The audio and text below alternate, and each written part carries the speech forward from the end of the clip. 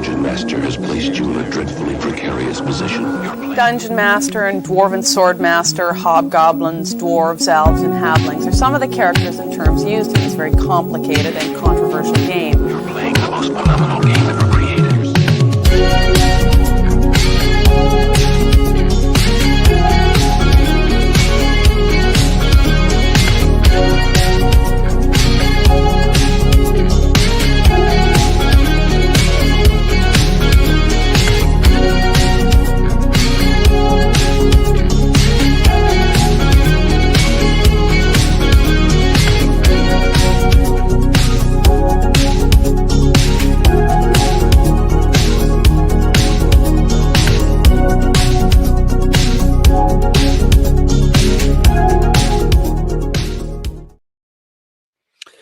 Well, what's up, everyone? Thank you for tuning in. We got another Natural Ones this week. And as ever, Victor Gorchev is with me. What's up, Vic?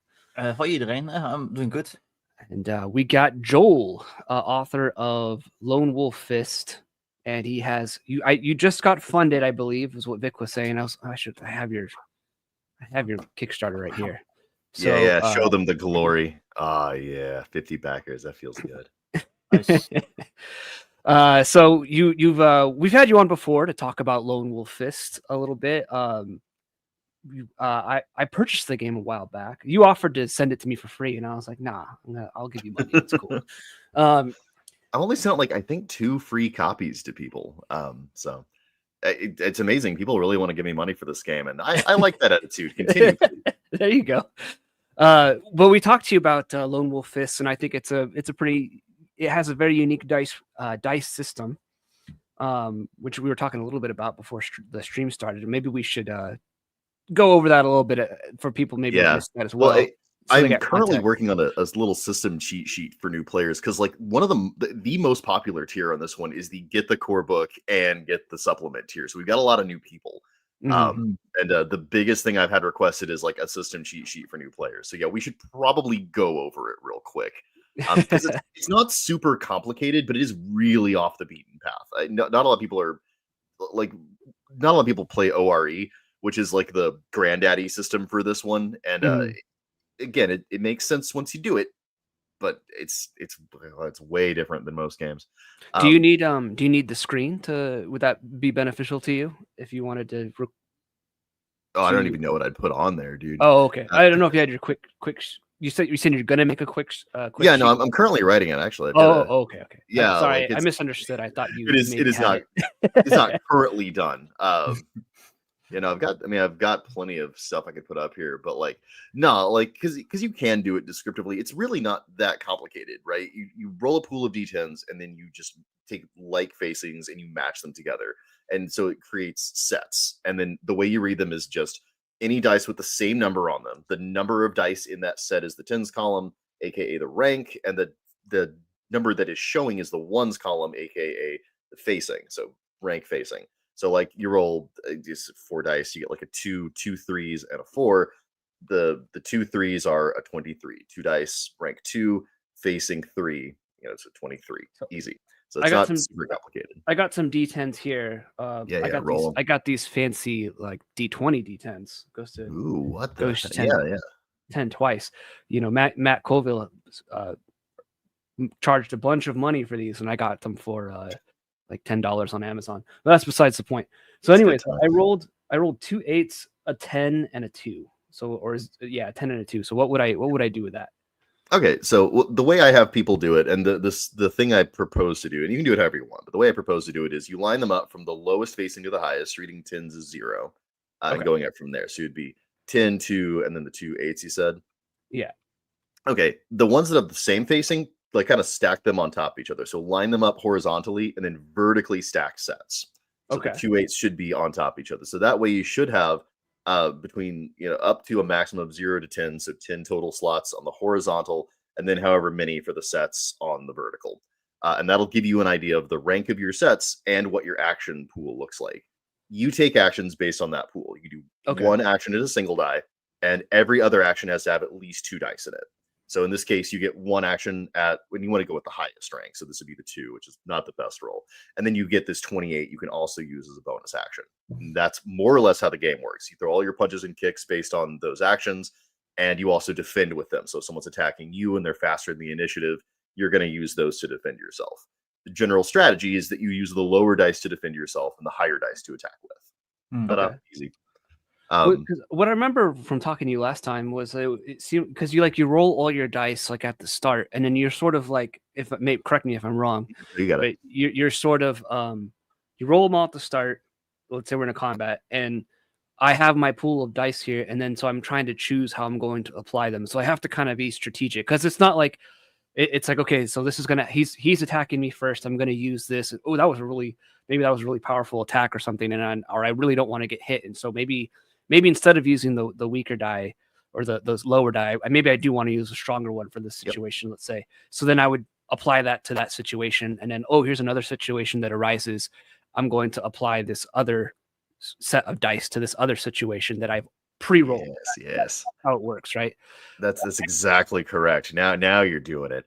And that's the thing. This makes the single roll that you have in a turn into a resource you have to strategically use throughout a combat round or an action scene or whatever you're working through there. And it really is fire in play because all of your powers key off these different sets that you get. Like most of your attack powers require the higher facing range of your sets, your defense powers, the lower ones. But that's not a hard and fast rule.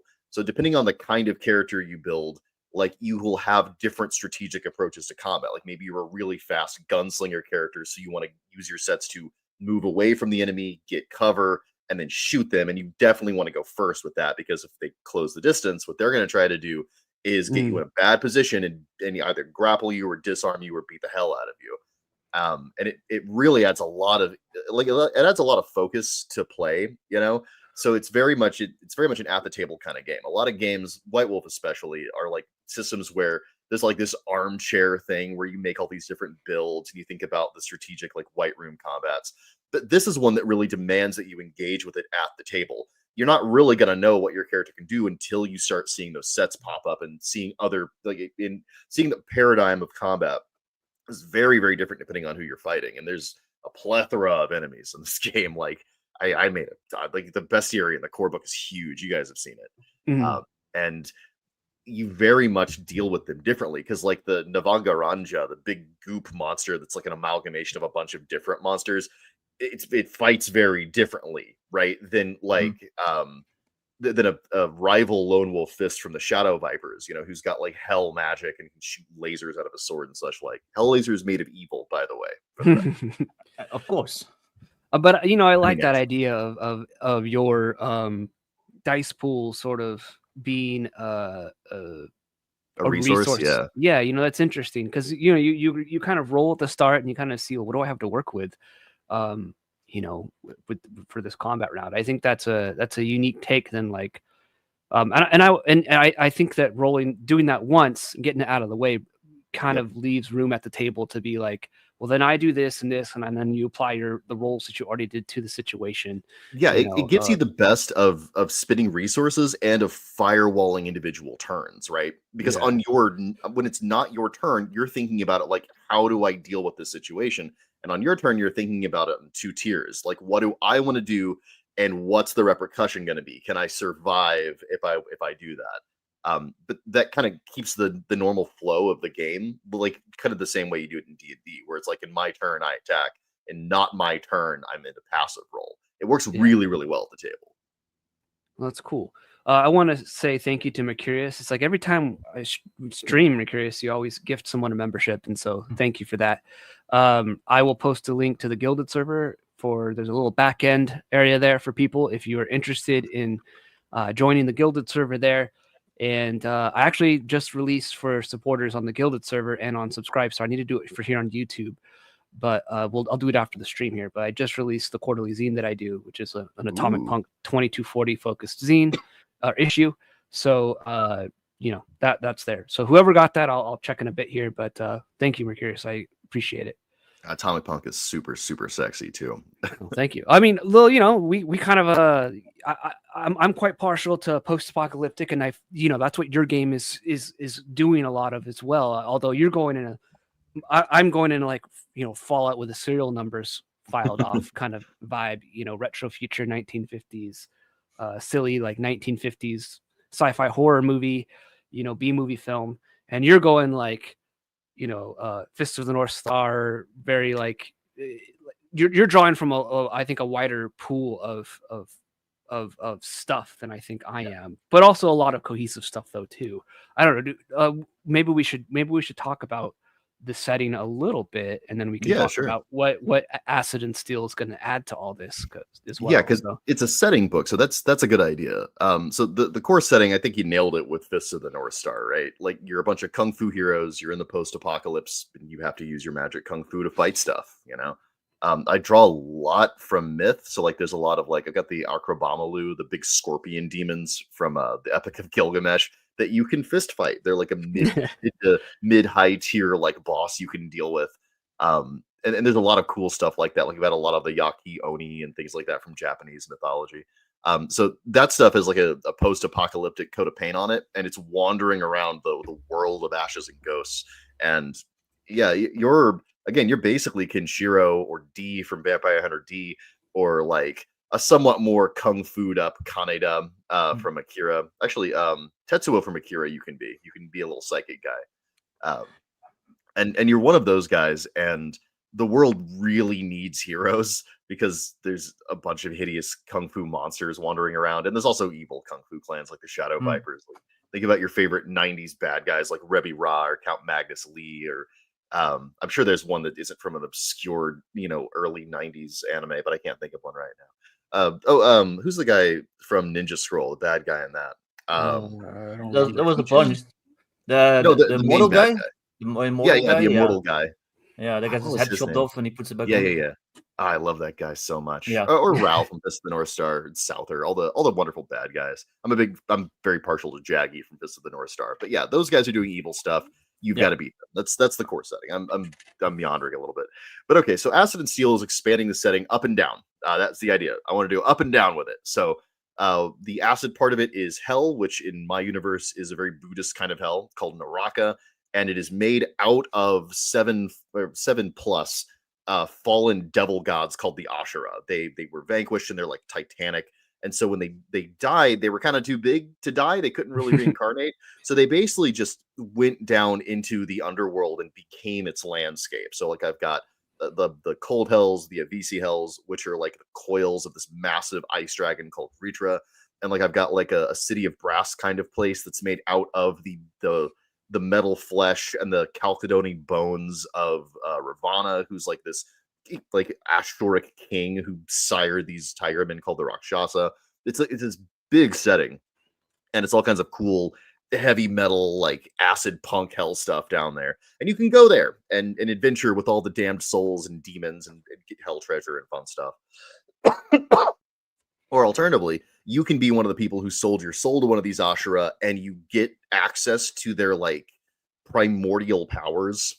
So that's a very transhumanist way of getting power, but it's comparable to the kung fu you get in the core book, but it's less like it's transhuman. So you slowly become this massive demonic thing, and you can even turn into the landscape of hell yourself and like become a burning city or the coils of a dragon or all this nifty things. So that's what's going on with that half of the book. And then the up part is the robots, the steel part. And in that one, I was doing a tribute to the alchemicals, aka the Autochthonians in Exalted first and second edition, which are these cool ass robot Exalted that have their own robot world called Autochthonia. I'm just doing like a tribute to that. So I've got like this floating like moon in city thing that's like think of like a Dyson sphere, but it's like steampunk.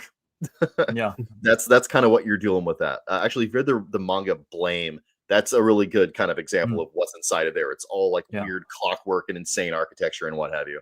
And there's a few nations that are like hyper dystopian inside of there, and they don't have access to very advanced kung fu. So what they did instead was they made robot people called the artificial heroes to be their champions. So if you're a big fan of like robot anime like Armitage the Third or Battle Angel Alita is another great example. Yeah, Alita is amazing. A huge inspiration for it. Panzerkunst. Panzerkunst. Actually, my version of Panzerkunst is Faktaraband Kala. Same exact idea, though. Nice. It is like robot kung fu, and I actually just made my first one yesterday. I got I was resetting my sleep cycle, and I was like, I need to be productive if I'm going to be this exhausted, and I just drank a pile of caffeine in various forms, and I just started writing, and I got a whole style done, and I've got like the next one already lined out, which is way more productive than I intended to be. So that's awesome. Basically how I do it, but I extend that over a week, and then all of a sudden I've got like half a book written. And then you crash. Vic disappears for like a day or two. Yeah. Like, I've been sleeping for 48 hours. So yeah. Yep, good man. Well, that's exactly how that's how genius happens, man. It happens in these frantic moments of like game design nirvana. So I highly recommend that to anyone who wants to ruin their life. A little sidetrack thing. Dunder Moose is asking about martial arts. Says, I'm interested in martial arts mechanics at the moment. I'm looking for something to kit bash a Power Ranger game for my son. I don't know if that's the exact. I don't know if I think that this would probably work for something like that. You could probably make a Power Ranger type character, I would assume, in this, no problem. But yeah, you could. I mean, like, let me see. I would, if I was making it for a kid, I'd want to be a little selective about the powers I gave them access to, because some of them are like I've got an Aztec based power in my core book, and if you actually a thing or two about actual Aztec mythology, it's pretty brutal. There's a lot of like eating flesh and drinking blood to get power in that kung fu style. I don't think that's appropriate for a kid game. I would edit that out. There's a style that gives you hell powers. Again, you shoot beams of concentrated evil at people and eviscerate them. You'd want to not have that happen. Also, the wound system in my game is a little bit brutal. It doesn't have to be. You can kind of it's one of those things that's a little flexible, where when you take a wound, it disables one of your limbs, or it causes an issue with your core, your head or your core body and organs. So with that, I would want to do a toned down, kind of a little more PG or G rated version where they're just getting boo-boos. Again, Power Rangers, they can get an arm where it's like they're holding it and it's like, oh, I have an unspecified and undetailed wound in it. Like, I would do that with that wound system and be like, okay, your arm is disabled because it's hurt bad. It's like when you fell skateboarding, buddy. Yeah, just like that, man. Because I'm a dad too. Like, I kind of know what to strategically edit. So yeah, no. Let me see. I'm trying to think. So the only season of Power Rangers I watched, I was a kid and I watched like the first and second season. So it's been a hot minute. Let me see here. The issue I have with the Power Rangers specifically in Sentai stuff is that it really is about teamwork, not techniques, and it's about like escalating the conflict to the point where you get the giant robot. I don't really have. I mean, I've got giant robots in this system, but like that's like it's one of those things that's adding layers of complexity to the game. The core game is a little closer to Street Fighter, where like it's kind of driven by the tactical reality of the technique load you have, and I don't know that Power Rangers feels right for that. So I don't know if that would be a great fit for my game. You might just do something a little like Apocalypse World or something with that, because kids can play Apocalypse World no problem, right? Just to make a move set. I'm sure that exists. Well, you mentioned Vampire Hunter D, and I'm like, well, you need to have a third-party license now, because now I want to write a knockoff of that. I really do need to do something like that. I've got a lot of people I would love to have writing for this game. Yeah, if you want to write for my game, dude, with my blessing, please do. Sell your stuff. I don't. That'd be awesome. The more people writing for this game, like the more the community can like grow, and the more people get exposed to it, and that's only a win for me. Like, and I was thinking about this today. I don't really sell anything but the reference manual to rules that are largely free online. like the reference manual, and I guess the power sets and like content for GMs. Like, I really like GMs who are going to run this are like my actual like audience that profits me, right? Because the books I sell, right, and the PDFs I sell, and like things like the GM screen I sell, I don't really sell to players, and I don't really even sell the game itself. I know that sounds weird, but like, you design a game, and like, you guys have both ran for or like designed for OSR systems. You kind of don't sell the game. What you sell is like what you layer on top of the game to make a campaign. So the monetary part of it really isn't the game system. Well, yeah, like someone messaged like with Atomic Punk. Someone mentioned, and I did it. I listened to them. They're like, oh, I think they said they wanted to run like Ring World or something like that with Atomic Punk, and or like they wanted to use the setting or something like that. But they're like, you don't have like a psionic or like spiritual class, and I'm like, oh, well, I should write that. So my recent zine did that, but I would love to have other people use that. One thing I'll throw it out there, and I can get you in contact with Greg because he did it for me. He wrote it. Is I have in my Atomic Punk, I have this like my own third party license that Greg wrote. Oh, dude, and it's pretty. I think it's good. I think it's good enough, and it's very easy to understand. It's not like too legalese. So I can forward it. Yeah, that might be a really good idea. Because once I've had a few people do tribute systems to my system, right? And they just kind of like take that's what they do. They take the core thing and then they make their own techniques, stuff that I would want to sell. They make their own setting. And then that's kind of what, if they were going to monetize it, that's what they would sell, right? Like my game would be almost incidental to the thing they're selling. And I'm more or less fine with that. Like, I mean, like really, when you think about it, core systems probably kind of should be free because that way they can spread more, and more people can be familiar with them and use them because it's a hobby, Or at the very least, if it's not free, you need to make it easy for people to create in it and have a little bit more control over what they make. That's a little side tangent, but that's kind of been my gripe with like the orc license, where I feel like there's lots of like this like 10-page legalese document, and I'm like, I don't know what I'm signing up for. Lord, so just make it easy for me, so I know what I'm doing. I'm actually pretty tempted to make a purer version of the system and just like create like an not even an open license, but just like completely release it into Creative Commons because that way I don't have to worry about it. That's what I did with well, that's what I did with Atomic Punk 2160. The version before this is I just did like a stripped down version with no art, and I just put it in the public domain. Yeah, and I bet it didn't cost you a penny of sales. Like that's the thing. Yeah, it wouldn't. Like if I was going to give you money for it, I would buy the physical book because I'm a collector and I want it at the table for reference. Right? That's your playing audience. If you want to like get a good example of like a nice like free open license, check out Shadow Dog because Kelsey is her license is basically like don't copy my text verbatim and that's like it. Like don't copy your exact like wording, but otherwise you're free to do whatever the hell you want basically. So, well, that's pretty ingenious because it points people back to getting that core game, and it means that they're writing supplements, and that's sort of what I want. I want people to write like Kung Fu. I want them to write hex crawls. I want them to write like that's the kind of stuff I want to see them writing. They shouldn't have to reinvent the wheel for that. So that's probably a good idea. Doing it so that people can like profit from the work they put into their own supplements for my game, but it directs them back to people buying the core game. I think that would be fine. Yeah, that's very.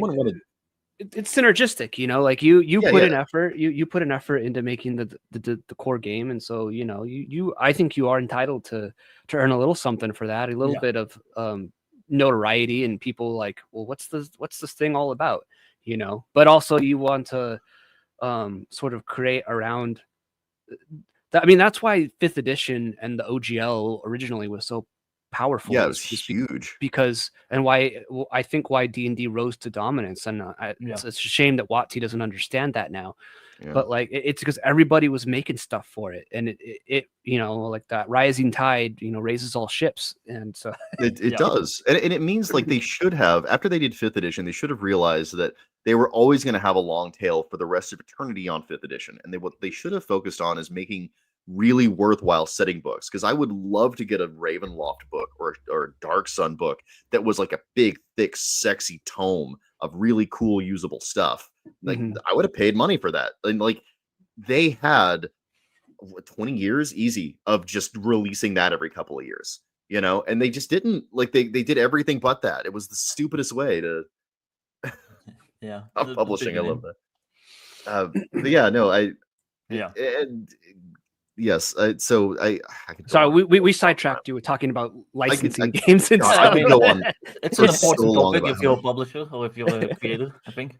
Yeah, so honestly, if you want to write for my game, please just reach out on the Fistiverse or wherever you can contact me, because like just don't Go to fistiverse.com and not .org, because that's a completely different site. Totally different place. Yeah, the .org people, Yeah. they sniped me. They did, and I do not approve of any of the content on fistiverse.org. I approve of a very small subsection of the content on fistiverse.org. Yeah. Fistiverse.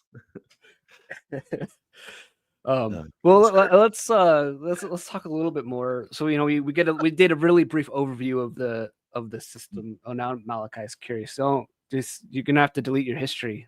Yeah. I need to partner with them and have like a little logo of me going, Lone Wolf Fists approved, and then the tamer area of that hideous site. But so we've talked a bit about the system. It's this like dice ranking, dice pool system. You're sort of rolling beforehand and then applying the rules as you see fit based on the situation at hand.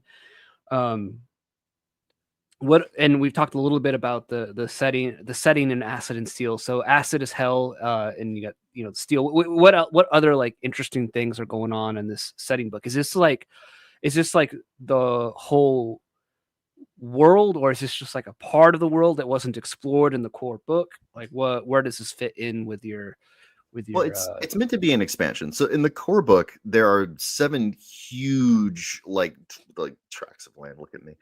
There's 7 huge like nation state things that are explored, and they all belong to one of the clans, right? So if you were going to do like a hex crawl in my game, you basically have like the map of Greyhawk. It's gigantic how much is in the core game. And then this is like, okay, so there's a lot of places reference like portals to hell or Naraka or whatever.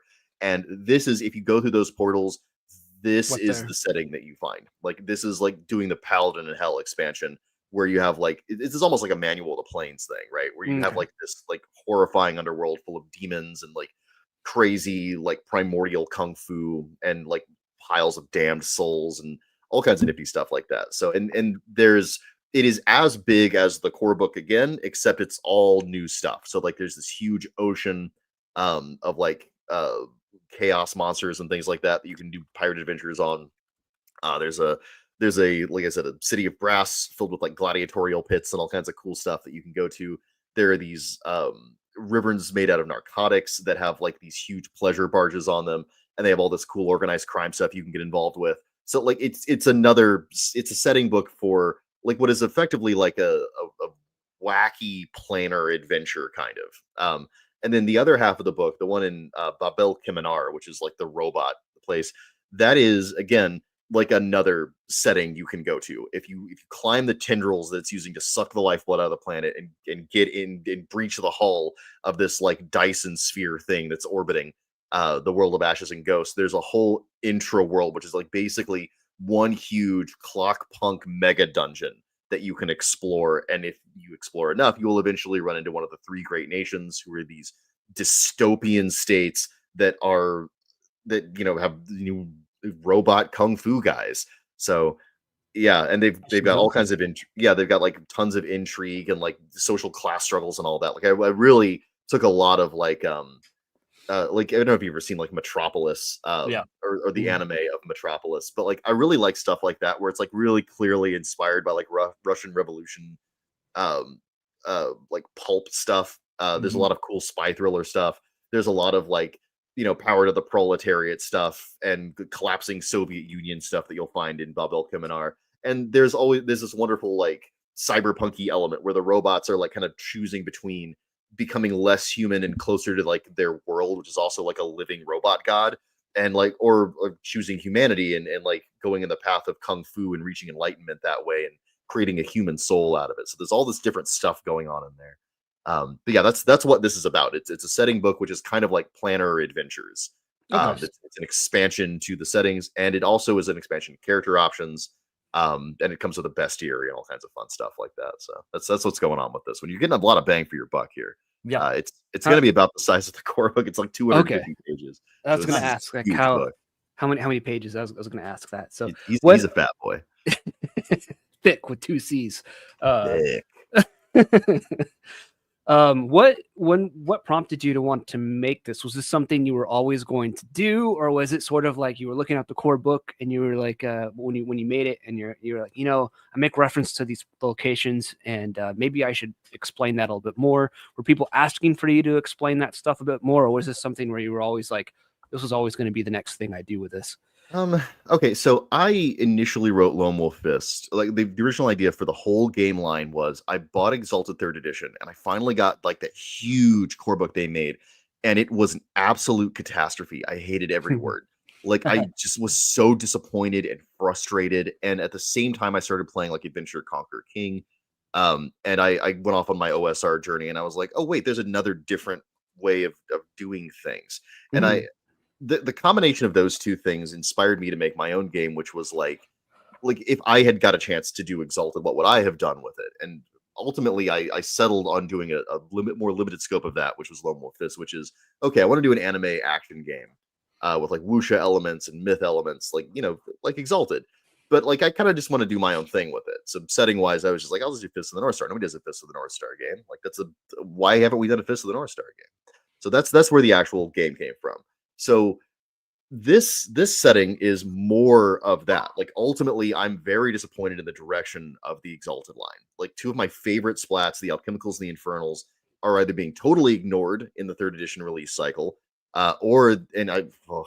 they are being rewritten to be way lamer than the version that I really liked. Like the Infernals was one of the coolest things that Exalted 2nd Ed ever did, and the Alchemicals wasn't far behind that. They were both incredibly cool splats that really deserved more play, but because they were always at the end of the Exalted release cycle and they were always like couched as extremely optional, they were always really downplayed. So unfortunately, even though they seem to have this amazing potential, much like Exalted itself, they never got to realize it. So this is an answer to my frustration there. I wanted my goddamn robots and I wanted my kung fu demons with like primordial superpowers, and so I'm making them. This is again an answer to the Exalted of the frustration of the failure of Exalted to live up to its potential. So that is the actual thing.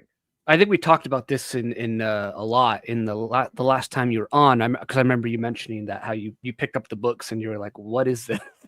So, and so yeah, I would encourage people to obviously go back and watch the stream. Not right now, stay here, but go back and watch the stream when we had Joel on and talked about just Lone Wolf Fist itself. That was a fun conversation. So go back and watch that too. I think you'll get more context. But I totally feel that because I know some people like the 2D20 Fallout game that Modifius has made, but I'm not a fan of it. So that was part of my like thing with Atomic Punk was like I don't like this thing, and so I'm gonna make my own thing with blackjack and hookers. So. Right, and it's a beautiful book. Like the physical object of the book for the Fallout thing is great, but like try to run it. That's ultimately where it's going to live or die. Is try to run the damn thing. And like I mean, I feel like if you stacked up Atomic Punk and Fallout, and you were like, okay, which one actually works at the table? It wouldn't even be a contest, right? Yeah, I mean. Some people don't like my weapon versus armor tables, like how like autistic I went in them, but I was like, whatever. That's what I like because I love like classic Traveler and I love that kind of stuff where gear matters, but beyond just like the die size that you're rolling. But yeah, so but so with this then, this was like when you wrote Lone Wolf Fist, like the whole thing with this line, and I'm assuming you probably I won't. If you don't want to talk about future stuff too here, I totally do. We don't. I want to overpromise and underdeliver, as is my want. So I assume then, looking at Exalted, you're sort of like, I want to touch on a lot of other things beyond just like the core book and even this. Well, like, I would assume there's a few things in Exalted that are so exalted that I don't even know what I would do with them, because they're not even like some things are kind of like horde and myth really strongly. Like I feel like the Solars and the Abyssals and the Infernals and the Lunars, like I feel like you could do a lot of takes on those, like there's a depth to those. And the robot turning into a kung fu hero, guy who makes a pact with the devil, like, okay, again, there's a lot of depth to that. But like the Sidereals, yeah, I don't need to touch that. I'm good. I'm good. No, thank you. And like I don't really need dragon blooded either. The dragon blooded are like, okay, well, I've already got elemental kung fu guys that have comparable powers to everybody else. So the way that manifested in Exalted, I can just skip that. But like the setting of Exalted, like the promise of like some of the cool parts of the setting, like I like the West, like the pirate adventure stuff. The rules for ships were really bad. I bet I could fix that. So I've got like a cool, like hell ocean in this where I'm kind of doing my answer to that. Yeah. So yeah, stuff that you can mine in Exalted that like didn't realize its potential, absolutely. Or And if you want the furry bucks, do some Journey to the West type stuff. Let people play Monkey Man and that's Bear-Man the and next thing. Frogman. Once I after this, the next thing I want to do after Acid and Steel is done, the next thing I'm going to do is All Above Heaven, which I'd actually got a Journey to the West thing. If you go to the 500 first page, there's a teaser for it, and you can play monkeys like a Nice. clone super being thing. That is the intro to All Above Heaven, which is like the really high power level stuff. The Ashura's Wrath, punch a planet and it explodes stuff. Oh yeah, That's after this. And the reason I did Lone Wolf Fist first is because I wanted to like cut my teeth and make sure the core system worked and make sure I could get to the blow up a city level tier and make a cohesive game that you could run. Right. Yeah, that makes sense. So yeah, and it's hard to do. That was a huge design challenge, but I did it. And then this one is okay, but can you get to a point where you've almost got a universal level of power? Does the system scale there? And so far, successfully, it has. So the whatever I realized I could actually do that, Acid and Steel was something I wanted to do with it as the next step on the journey to All Above Heaven. All Above Heaven is going to be all of those design lessons I've learned in this really huge, crazy power level like cosmic setting. So that's the next one down the road. But we'll get to that Kickstarter when we get to there. I want to, yeah. one step at a time. I suffer from like creative ADHD, or like I second guess myself, and like I'll sit down, be like I'll be like partway through a project and be like I just need to throw this all away and start again because I got other idea that I've got a whole hex crawl that I've got half written that I just abandoned to do Acid and Steel. So I've had like at least 5 people ask me about the hex crawl procedures in it so far. I'm like, damn it. My most popular video on YouTube is me stumping for something I'm not going to write until after this. Curses. I've rewritten my OSR Modern Rules like 6 times. So yeah. Well, like Makuhito, when I did Makuhito, I think I did that like 2 or 3 times. I rewrote that before I settled on it. I mean, Lone Wolf Fist had like 4 drafts before it got finalized. Thankfully, after you've done that, you kind of find your voice. I found that this project I'm not doing that with. I do 1 draft, and I'm like, oh no, I got this. So yeah, that's good. But it's a good thing. So in Acid and Steel, I guess let's talk about we talked about the setting a little bit and what it is. You mentioned character options. What kind of stuff can players expect in that as well? Okay, so in the hell part of the book, in Acid, you have this Faustian character archetype called the Damned Hero, and they are really nifty. They are heroes that had a great potential, but at some point they stumbled on the path to greatness, and instead of becoming a Lone Wolf Fist and joining one of the clans, they failed in some critical way. So they made a pact with one of the 7 Ashura. Let me see if I remember them off the top of my head. I cord them all on actual myth, so I didn't have to remember names that I made up. I've got Ravana, the King of Hell, Yama, who's like the god of death. I've got Vritra, who's a ice dragon, who's like the architect of greed. I've got Shambara, who's the guy that invented cults. He is currently a mimetic demigod that's like an eyeball that you hallucinate on top of a basalt pyramid. So that guy's pretty cool. Oh, that guy. Oh yeah, I saw him last night. Yeah. I can't stop seeing him. Anyway, I've got Yamato no Orochi, who is like a Hydra-esque multi-headed dragon goddess of sin and indulgence. I've got Shuten Doji, who is this huge ogre that like he's like the god of gluttony, and he was decapitated by the hero that killed him. So his head is like this orbiting moon that rains blood, and if it rains on you, you get turned into a berserker. And his body is this nightmarish Cronenberg scape of like flesh that is the size of a mountain. So that's a lot of fun. Pretty Um, fun. I've got Chang-Chi, who's my personal favorite. He is that giant chaos ocean, but he's also this like shape-changing sorcerer courtier that pollutes the hearts of men with lies and inverts virtue to destroy societies. And let me see. Oh, that's all of them. I got them all. That's all 7. Thank God. Okay, so you can make a deal with any of those things, and they don't just teach you kung fu. What they do is they put an Ashuric brand on you that forces you to like consistently do actions that please them, or they shut off your access to your power. But if you're cool with that, they give you access to them. Like your soul and their soul gets closer.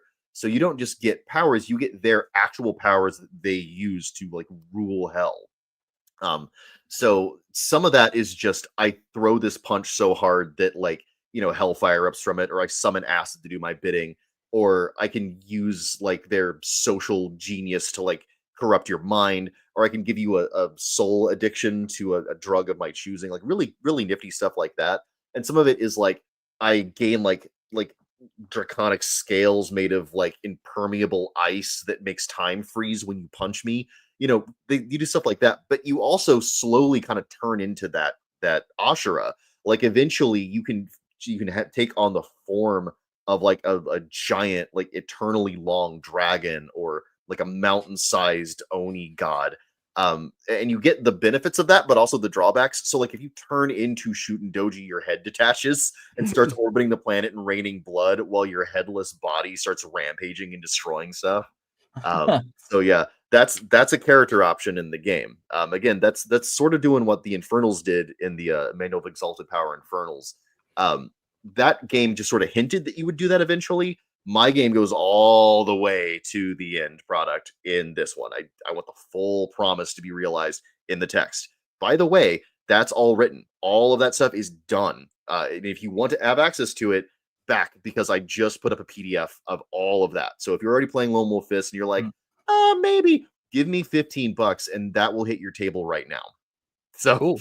yeah, just so you guys know, I still have to write the robot stuff, but that stuff is written. It might get polished a little bit, but yeah, you can now do that stuff at your table. The robot stuff, which is the over promise under deliver stuff, and I actually made this smaller. I made this smaller intentionally because instead of having 7 Ashura, I've only got 3 great nations. But the way they work is you can either be one of the classic hero types, like and just get robot parts, or you can be the new hero type, which is the artificial hero. Artificial heroes in Babilkaman are built by the great nations to be their state-sponsored heroes. It's very communist in there. And I don't take a rosy view of communism in real life. And so all of my communist like archetypes are all dystopian hellscapes. So enjoy that. But yeah, your state-sponsored, state-created hero, very resource intensive. And you are a robot that has a choice between either growing closer to your robotic surroundings, which again, I will remind you is a giant robot living god like Cybertron, and becoming like a bigger robot thing. And they do this by using augmentations, which is a new power paradigm. Cool. A typical power paradigm is techniques, which is kung fu styles. Augmentations are robot enhancements you bolt onto yourself. Some of them are very human, robot fist that has like a piston in it that makes you punch harder, jetpack, the arm strap laser, like stuff like that. Some of them are very not human. They straight up turn your chassis into a tank. So your character is a tank and you're still a character. So you still have access to whatever kung fu you can still access, but you're a tank. And you can transformer that. You can turn from tank into giant kung fu robot.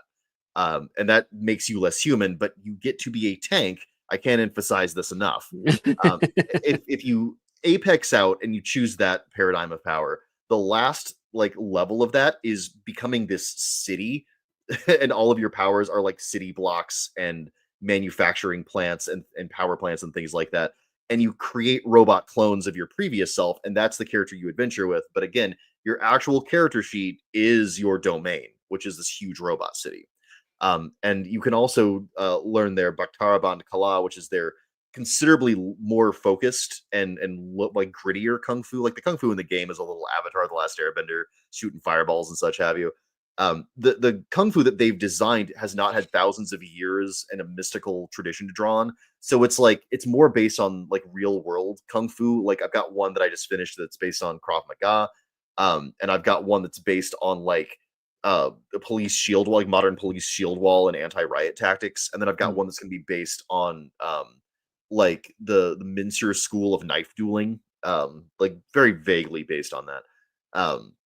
But yeah, so their stuff is lower power level because their world is interconnected in a way that like the typical setting isn't. So like if you blow up a city block inside of a giant clockwork city, that has like knock-on effects, like both physical in terms of that might have been like something that was like load bearing, and so like parts of the city might collapse, but also like that might be a critical part of the power infrastructure, and you might like turn off the lights in an internal clockwork world that is hostile towards you.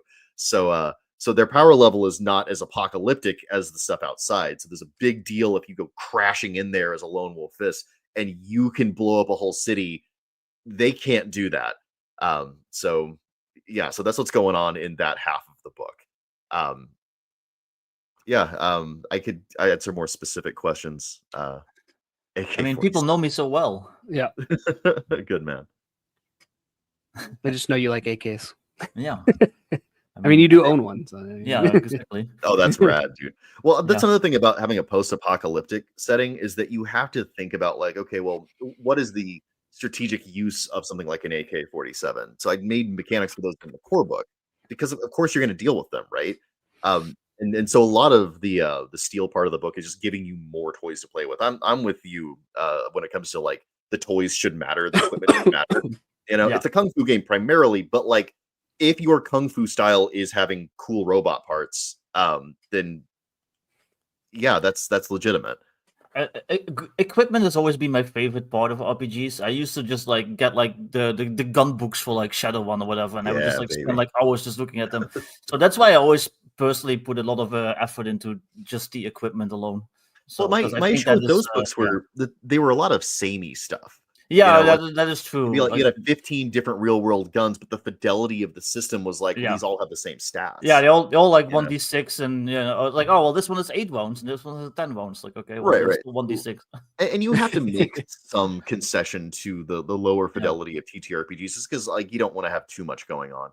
But you Yeah. still want people to be able to make cool decisions. And so the robot powers are all about making cool decisions. And by the way, if you choose to be a more classic style hero in Babil Kiminar, you can also have access to their augmentation paradigms. So you can be a cyberpunk hero. You can have like a robot arm or all that cool stuff. So yeah, they're Were you? I have to ask because I think Rifts is cool, but were you a Rifts player when you were younger? Because I feel like the I played kitchen a little sink. riffs. Okay. I played a little riffs. My friend Mark Oberly introduced me to it. He actually writes for them, and I got to tell you, I have a lot of respect for riffs. Yeah. The way they do things, like especially like, with the Glitter Boys and what have you, they sort of know what I care about in terms of being a player or a GM, you know, and they don't really waste my time, despite how kitchen sink it is, despite how big and weird it is. There's sort of a reason for everything that's written in riffs to be in riffs, you know, like the niches are pretty clear and it works well in play. Again, there's been updates to the rules, but it's kind of the same riffs it's always been. Another thing that's really admirable Yeah. about that system.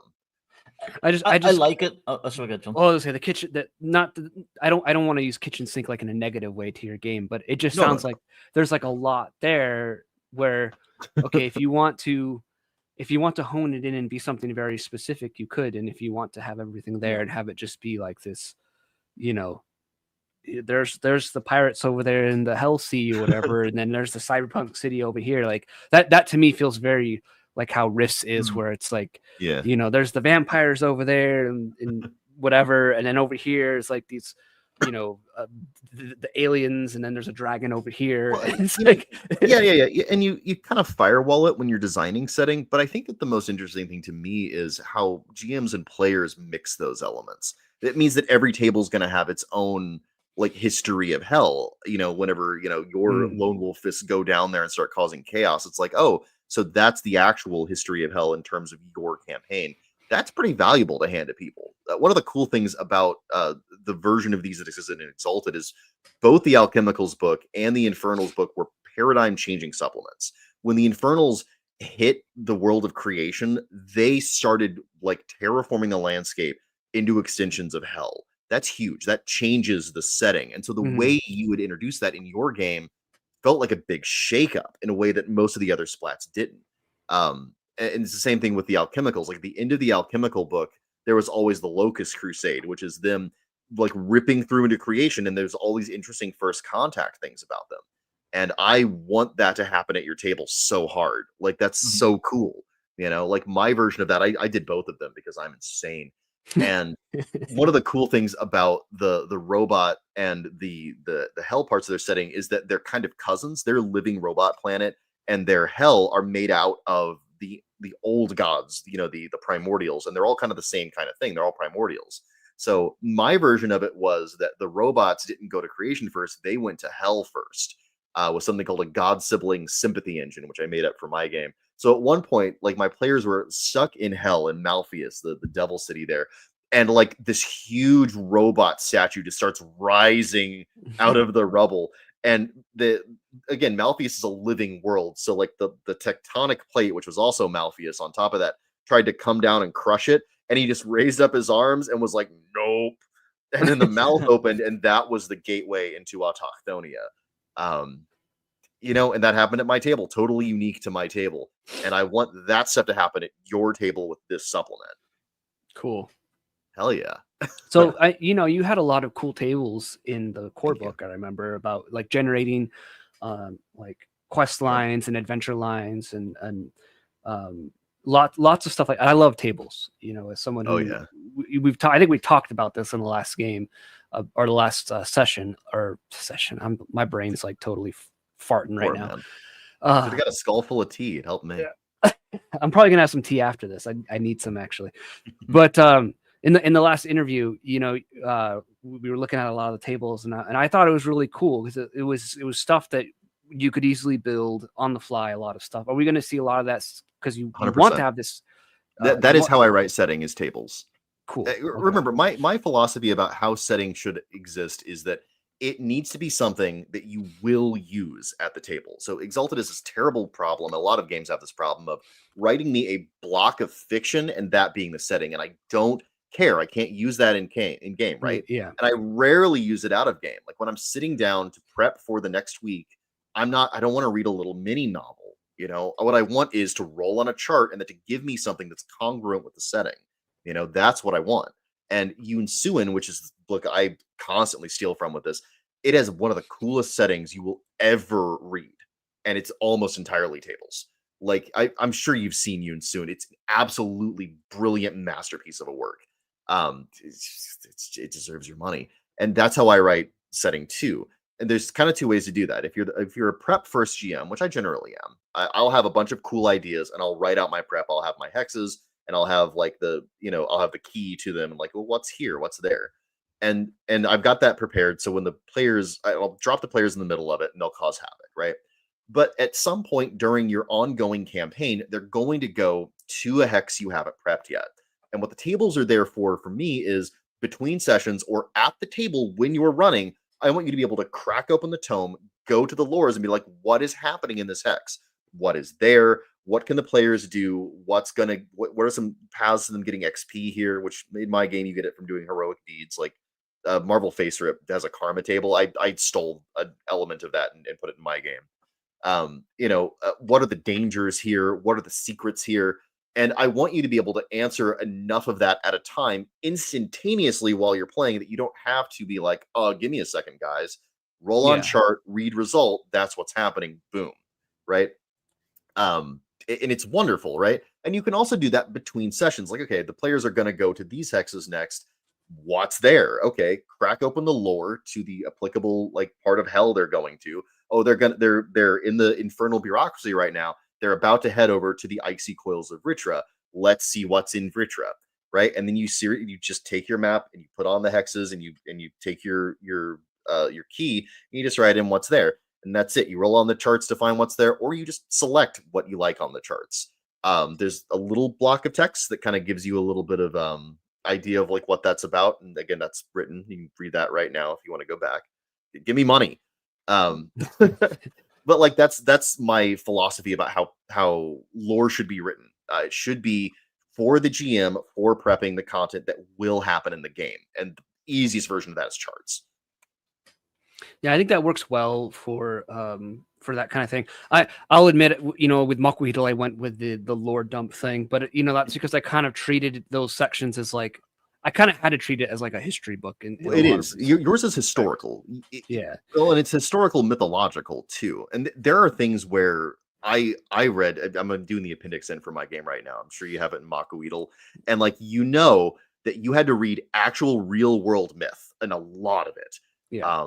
I've got. I mean, Jesus. I'm sure you've seen like that picture of the Pali Canon where it's two giant shelves filled with these huge, thick encyclopedia tomes of all Buddhist law. Like, I wouldn't say that I have read that extensively, but I have read an embarrassing amount of it to write this game. So that's a weird thing to put in an appendix in, but there you go.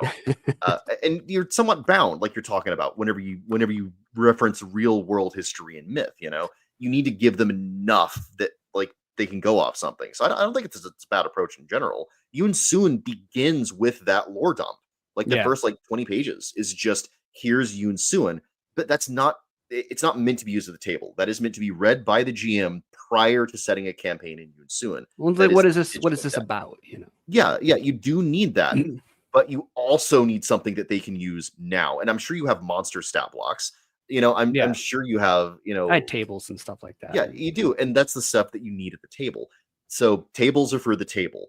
I just realized that. My God. Wow.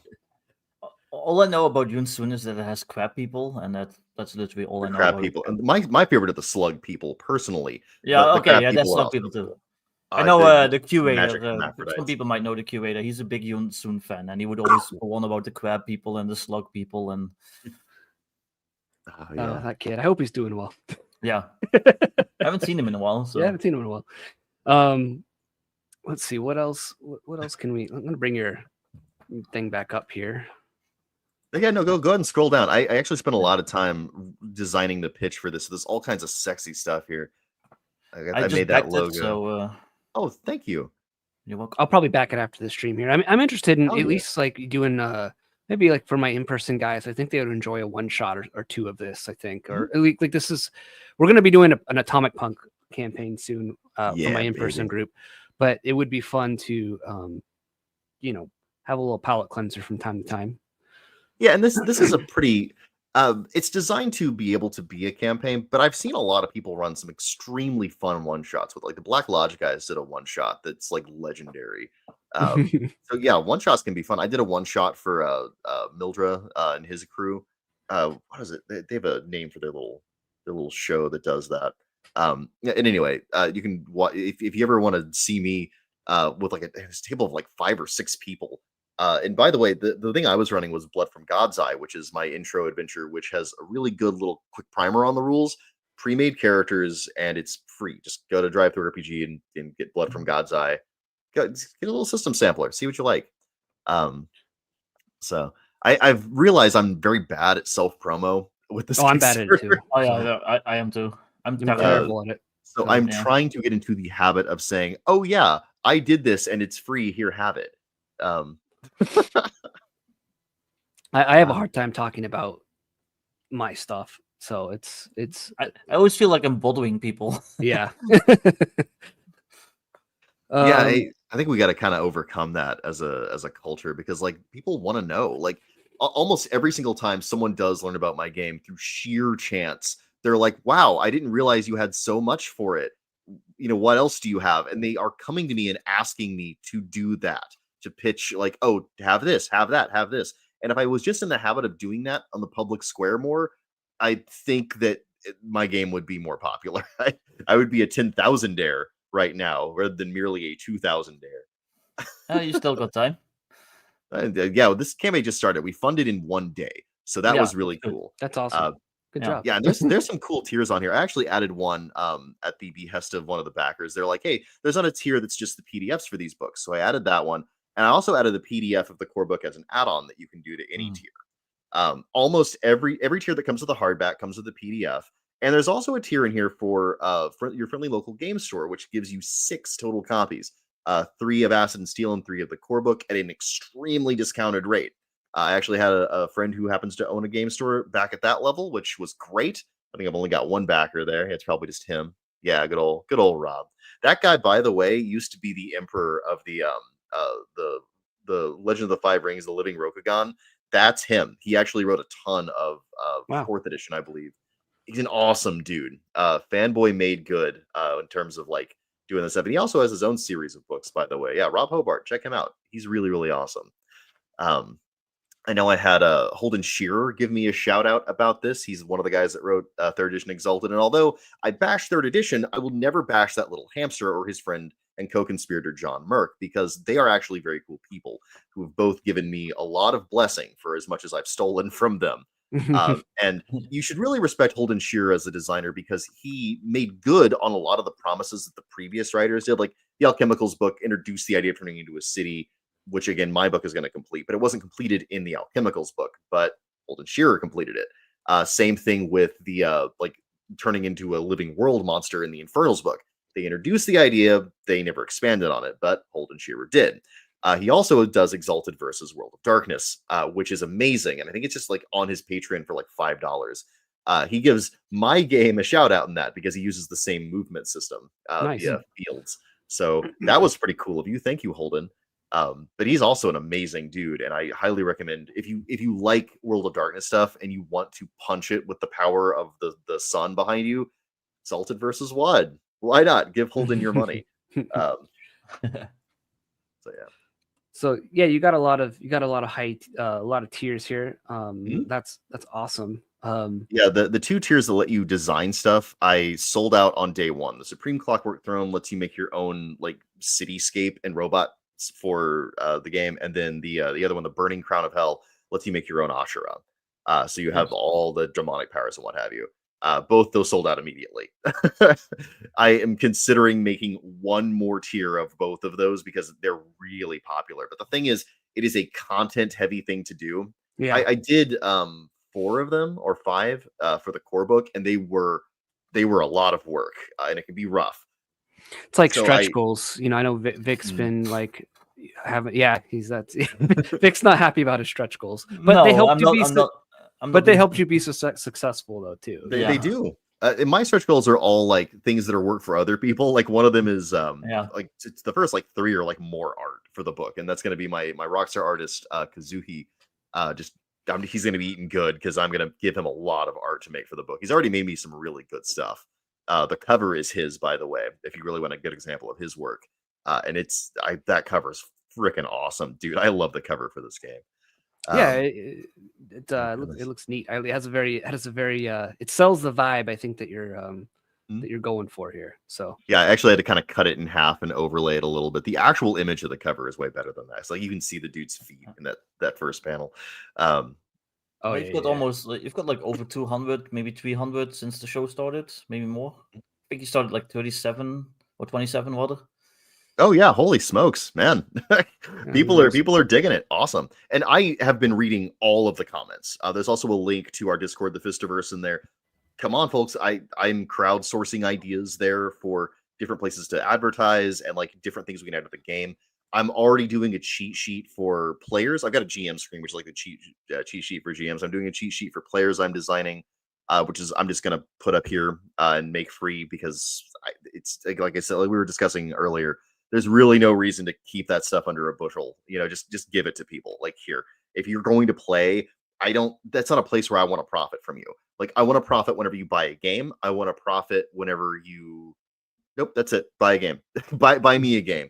And if you want to subscribe, I've got a Patreon too. I update it with stuff it's basically just like a little news outlet for spoilers and sneak peeks of what's coming up. It's $2. I did the lowest tier I could get away with.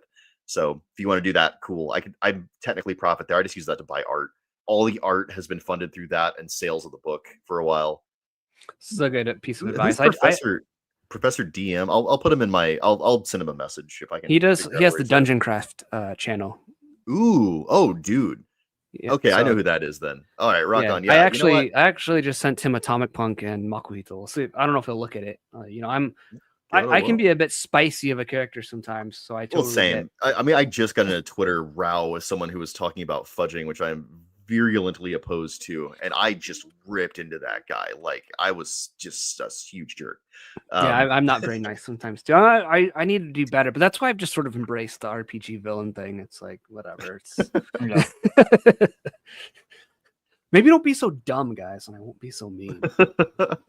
No, the thing is, every single time you say something that's like a spicy take, I'm like right there, like yeah.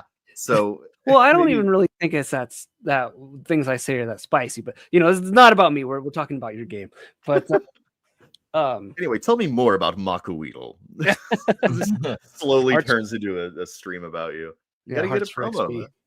Yeah, well, God, I need your to. I book do need looks to. so good.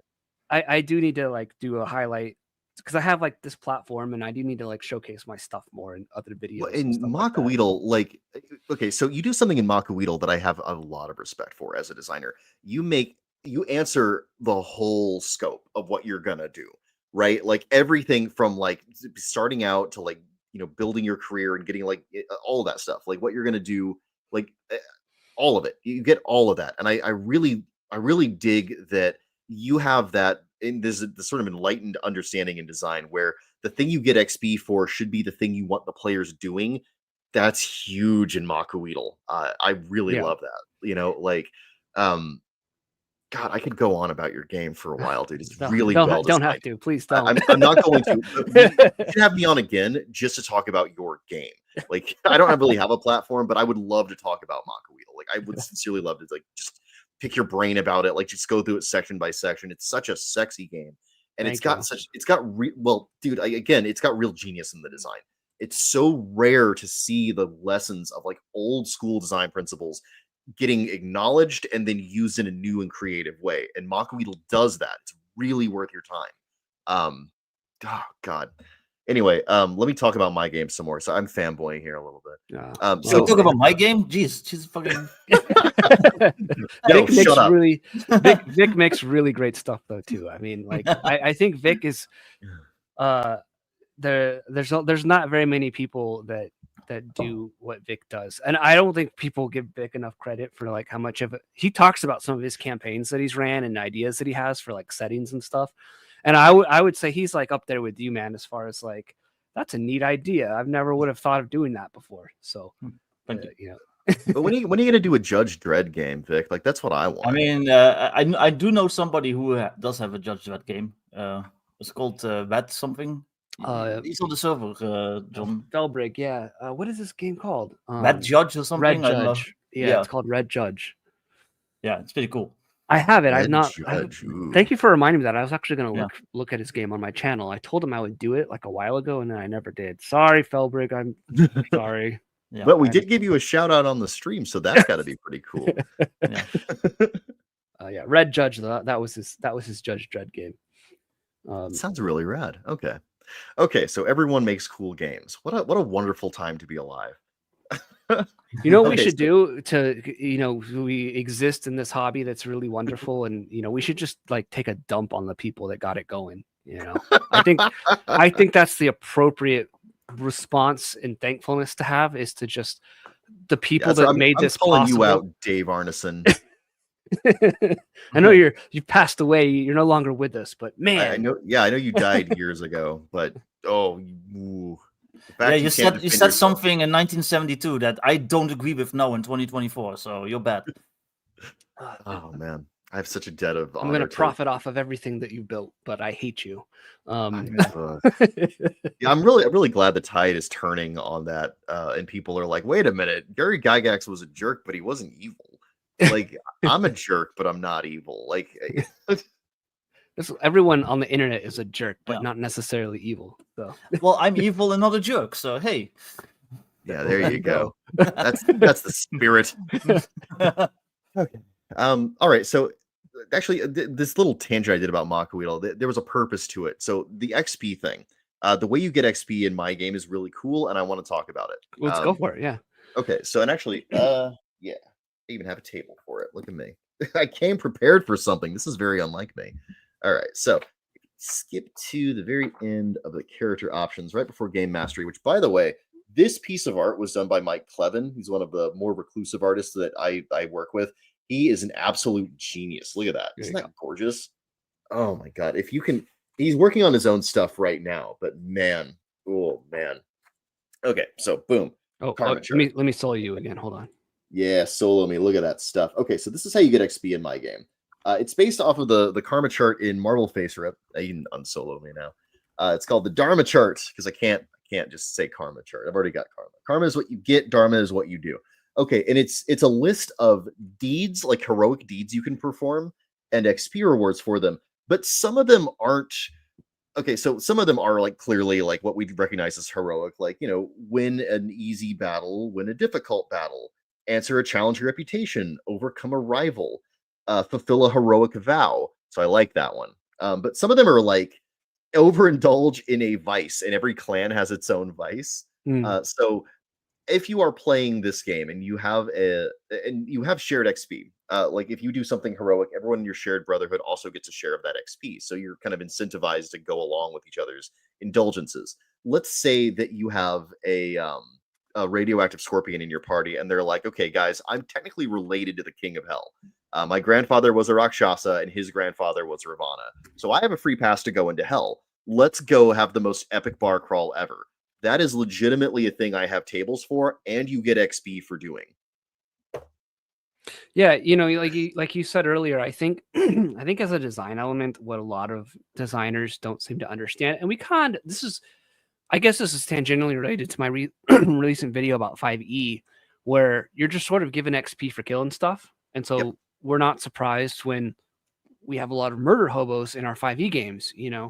That's not always the case, but and you have products like Adventures in Middle Earth that sort of give you XP for doing certain things like we're talking about, where we're kind of directing you away from, you don't have to kill everything. You can broker a treaty, or you can do this heroic deed over here, and that will also earn you XP.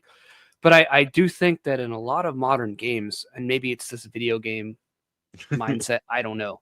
But in a lot of modern games, not just 5e, but like we don't know how to incentivize people in games to do the thing we want to do.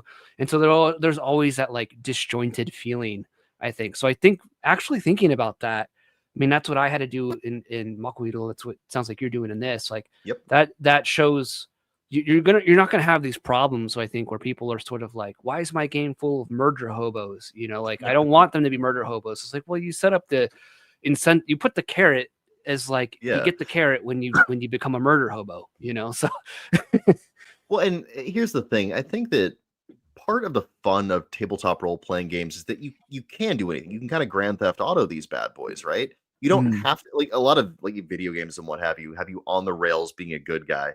But like Dragon Age, or no, was it Dragon Age? I can't remember what it was, but there's a few of them where you can just kind of like, oh, I'm going to stab the shopkeeper. Let's see what happens. The strength, I think, of tabletop role-playing games is that they have a consequentiality to them. There's no save states or anything, right? So if you are like, I'm going to kill a shopkeeper, ha ha ha, like that has ongoing ramifications. And because of that, there is a true morality that can emerge within the context of characters, like their ethics matter. And like, is there any other medium, like interactive medium, where that's the case? I don't believe so. I think that that's pretty unique to tabletop role-playing games, and you can design for that because of that consequentiality. If you save the life of an important NPC in my game, you get XP for that. But in addition to that, you've saved someone's life. That matters. That NPC sticks around. If they know Kung Fu you don't know, they can teach it to you. Your relationship with them matters. And because I want to see you doing that, increasing that relationship, interacting with them, I want my NPC to matter.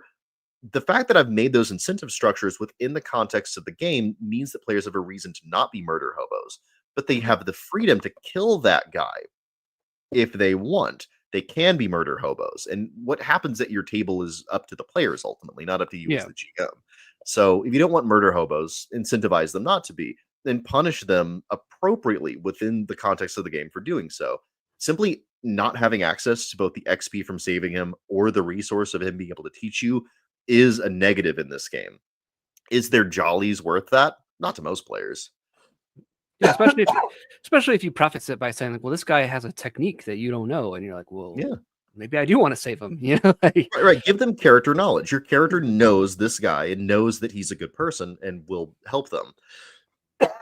Jesus. I'm just gonna start hacking on camera over here. Yeah, I think having different sources of XP is important. Like in my Blacklight supplement for Shadow Dog, like I have like a little list of like what stuff gives you XP. And it's like saving a survivor, like will give you XP. And then saving a survivor that's a VIP, like a scientist or something, gives you more XP.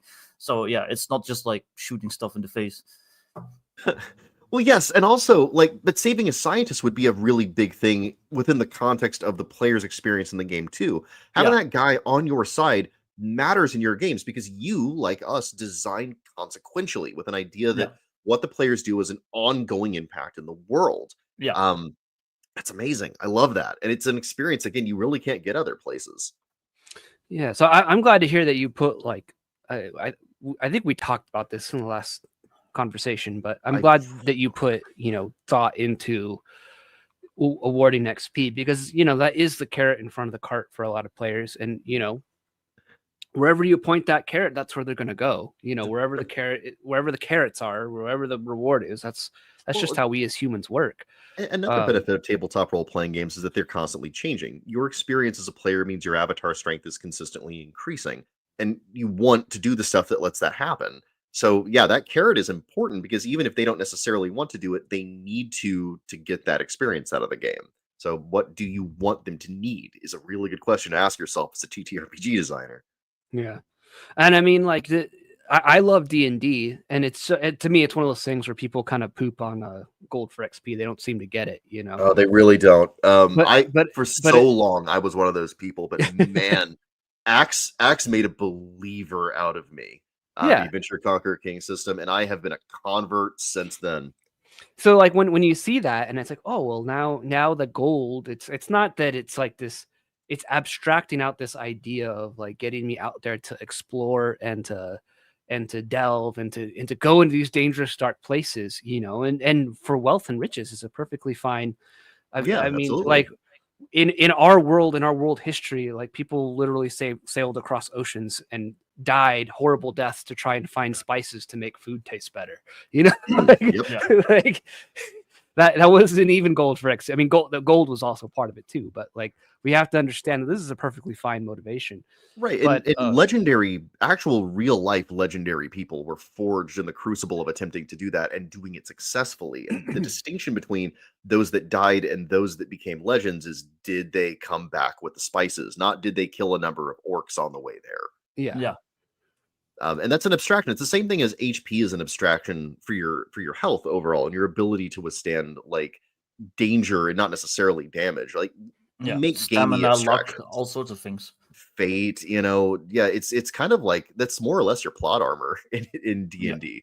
But like we're not just doing a scientific recreation of fantasy physics there. We're also taking our myths and how those myths work, the kind of dream logic of how they work, and making that real as well. And I think if you don't recognize that, if you're just doing it scientifically, that's when people come to these conclusions where it's like, well, I could take infinite damage until the last HP, but you can't, right? You're using a very modern, very scientific worldview to look at this design, and it's not really design that's appealing to that. It's a design that's appealing to the sort of subconscious, myth making reality that stories are made out of. There's no dragons either, dude. Like, you could go on about like, well, here's scientifically why a dragon wouldn't be able to fly, but like I don't care. Like, it's a dragon. Of course it has wings, it can fly. It's a magical dragon. We suspend our disbelief for that, but it's not just a suspension of disbelief. It is an acceptance of the myth reality of the world. It's okay to accept a non-scientific basis for a fantasy world. Like, why would people act like that's some kind of sin? But it's like, of course you do. Yeah. Well, like we even in your game too, I remember talking to when the last conversation we had, talking about how like, you're trying to simulate this idea of like you're this kung fu guy with like supernatural kung fu powers, and all of a sudden you're facing off against a tank or like this armored vehicle, and you just run up and you just like kung fu punch it and explode it. Like, you can totally do that in Lone Wolf Fist. Yes. And that is not possible in real life. I don't know if anyone needs slightly. Do not attempt that. It is suicide. Yeah.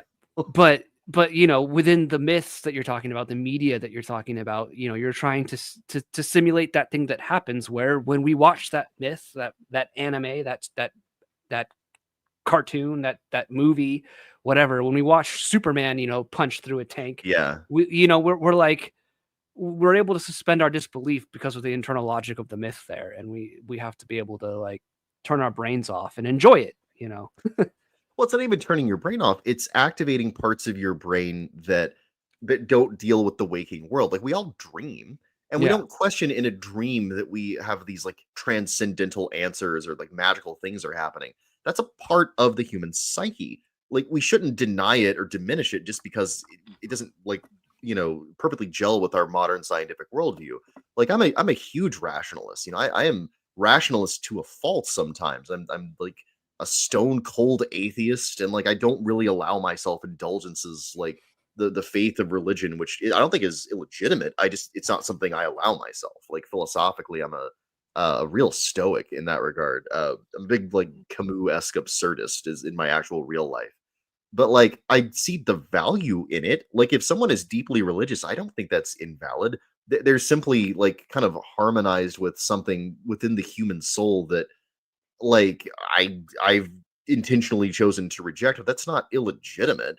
Like we use different words to mean the same thing, like if someone says like my faith in God gives me a purpose to live, I hear that the same way in a literal sense, the same way that I say my faith in human goodness and the importance of human life gives me a reason to stay alive whenever suicide would be the easy option. I don't see that there's a real mechanical difference in the way that me and that Christian person like interact with the world. In a very real sense, we're using different language to sort of say the same thing. So yeah, I don't feel like it's illegitimate or switching your brain off to just accept the magical reality of a game where you can make a deal with an actual devil and get cool eyeballs growing out of you and fate powers. Mhm. Okay, that's just the world that they live in. It's just a little more literal than our world. Sadly, people also abuse that argument though, because then they were like, "Well, what do you care? It's there's dragons. So what do you care if there's like adventurers and wheelchairs?" How dare you object to the 1997 Nissan? Yeah, I love Yeah. that meme so much. Yeah. By the way, one of the things that I have went around with a few times is the combat wheelchair. I do want to say that I really want to put a combat wheelchair in the cyberpunk part of this game, but I do want also for the character who uses it to get it replaced with robot legs, like spider legs at one point. Yeah. Because I think that you need to be flexible if you're gonna have something like that in the game. My objection to combat wheelchairs is not that they are unrealistic. My objection is that like if you ever read the thing that they released for the combat wheelchair, there's a bunch of things like, oh, it's impossible to push you down a flight of stairs. Yeah, it's like OP as shit Like, too. Like in yeah. fifth edition. Right. What they want is My legs work and I control. want to get in that chair. Yeah. Yeah, no, like why wouldn't everybody be in a combat wheelchair? It's a tank, dude. But like it's compelling to risk being pushed down a flight of stairs if you have a paraplegic character. Like that's not ruining the fantasy, that's just like expanding it. Like that's Yeah. that's doing Well, reality to like or accepting the reality that being a paraplegic is a challenge in the real world and the fantasy world. If you That's- want that, you should accept the bad and good, and it should be a part of the fun for you. that's part of the obstacle that would be part of the obstacle of making a character of that type interesting. No different than say like that's like saying like, well, I'm playing D&D and I'm afraid to fight the orcs and the orcs can't hit me because they might kill me. You're right. I don't want my character to die. Well, of course you don't. But like the way you deal with that is that you make friends with a guy with a sword. Sorry, like that's how you play D&D. It's a group game. Risking actual risk of like having and this is why I'm a big non-fudge guy. I want the dice rolled in the open. Actual risk makes the game actually fun because there's a true consequentiality to it then. And so if your wheelchair bound guy gets pushed on a flight of stairs and like barely manages to make it to the gun and shoots the guy and saves someone's life, and all that was rolled out in the open, like that happened in some kind of real sense, even though it was just a game, because it was truly consequential. Your character did something actually heroic. That's awesome. Again, where can you get that outside of tabletop role-playing games? And people that are like all pro fudging or pro making sure that certain things can't happen in the game or robbing themselves of the authenticity of the experience. It's a tragedy. Yeah. Yeah, my Ooh, issue yeah, with Fullmetal Full Alchemist, is good idea. just the ideological push behind it, but I digress. I liked this comment here too. So when Frieza was blowing up Namek, we didn't think that's dumb or that's impossible. We were hyped for Goku to stop him. That's true. Well, Yeah, it the was entirely, stakes are entirely so huge. possible in the context of that universe. Yeah, Yep. within the I know, rules, and that's I yeah. think that's part of it too. Is like if we, that's part of the logical fun of a TTRPG as well. Is like, okay, well, like in your game, like if I have a power that I can like punch through a tank, what does that imply in the game world and in the problems that I encounter? How that makes me approach the game or a situation differently. Like if I can punch through a tank, like I could probably punch through that wall. And maybe let's say we're in a stealth situation. It's like, oh, it's going down south. Like I'm just gonna punch through this wall to get to our objective, and then we'll get out. But that all of a sudden it becomes this cool new dynamic thing that I can't do in real life, but the internal logic of the game world makes sense. This is no different than like I'm a wizard that can cast magic missile. What does that mean, and how do I approach situations because I'm able to cast the spell, or I can cast the light spell or something like that. Like it gives you we accept the internal logic of that world, and then how do we apply these tools in order to solve the obstacles we're presented with. Right, and that's because there's a blend of setting and game, and you can do that in a very real way. I love that about tabletop role playing games. There's a comment here that I love. Which one? Patty's Parlor. Where does my hellbound fighter poop? The answer to that is wherever the hell he wants to. So what he's referencing is, a while back we had the Mythic Underworld gate, call it Hellgate, where Mythic Underworld gate, where we were talking about like, hey, the dungeon in D&D can be the mythical underworld. You don't have to worry about like where every monster poops and gets food and stuff like that. It can be this like dreamlike hellscape where kind of there's different rules to reality that are there, and it caused lots of people, and I think this is kind of related to this topic that we're talking about here. Absolutely, yeah. Where they're incapable of, if I'm in this place where logic works differently, or reality and natural laws work a bit differently, what does that mean, and what does that imply? Like people are just incapable of doing that because they're like, oh no, I love trying to figure out like where the ogres poop, and then where do they store their bones after eating people, and then where do they put their babies at, and then you're like, well, you to don't some need extent that sort of scientific materialist approach, like it sort of diminishes what is enjoyable about a game in a lot of very real ways. Like Pathfinder does that, and at one point in one of their monster manuals, there's this gigantic like kraken-esque sea bug demon thing, but it's huge. It's like the size of a mountain, and they go on about like its breeding cycle and like all this stuff, and I'm like, dude, there's one of these, Pathfinder. You get that, right? Like this was put by God to punish wicked sailors. Like this is not, this doesn't have a mating cycle. There's not, you can't encounter schools of these. It's insane to think this has any biological basis in reality. Like it's a myth, man. Like I'm sorry. And there's a point in my mechanics, actually it's in the effect charts, the tables where it tells you how much you succeed, where I very intentionally began to abandon like scientific rationalism and go into things that are actually physically impossible and in the realm of myth. And I did that because there is a point where it's more interesting to pull up like a battleship with your bare hands and throw it instead of having your hands just go through the hull, which is what would actually happen. And that point of cool is designed into the DNA of the game itself. Want the cool part of that to happen. And when you do that as a designer, when you think about that and make your game around that, you can communicate that through the method of the mechanics to GMs and players very, very effectively. I think it's totally legitimate. That's kind of, in my estimation, the only way to really design a game is you choose your level of myth versus reality, right? Because even games that are really, and Vic, you can speak to this, even games that are kind of centered in reality, into like a scientific reality, we tell modern myths. Die Hard is not Yeah. a realistic story, No. right? But you could do it in a tabletop role-playing game because we have the abstraction of that modern stoic hero that can like crawl around the Nakatomi Plaza building with feet filled with glass, and Yeah. we can do that. That's a myth. But it's That's why I modern. generally advertise my games as being like more cinematic. Like, yeah, you can do like realistic, like I'm a Delta Force team and we're like fighting it out with ISIS or whatever. You can do that, but you can also be John Wick. So it's up to Yes. you. Like, so Yeah, and that's it's just your level of it, like cinema is a great Yeah. that is modern myth is cinema. Yeah. So knowing where you can put that as both a designer and as a GM, really important, I think. It flavors the taste of your table too. Oh man, you got some really cool people in your comments here, by the way. What are you doing in me, shitter? I love that. That's what a British girl says when you slip it in the wrong hole. Oh jeez. Oh jeez. Oh, We're all great. gonna miss the time.